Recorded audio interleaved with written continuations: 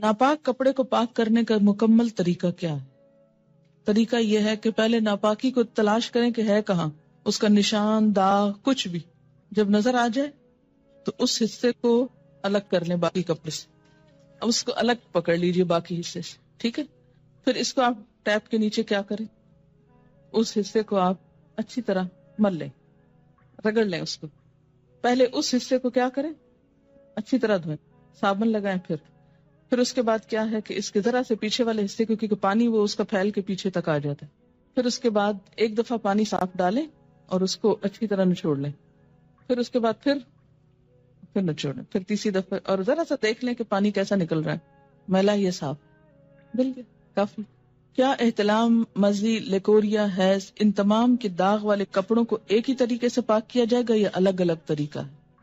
اس میں کوئی اور نجاست جس کا آپ نے نام نہ لکھا ہو، مثلا خون ہے یا یورین ہے یا کچھ اور، ان سب کو بھی اسی طرح پاک کیا جائے گا.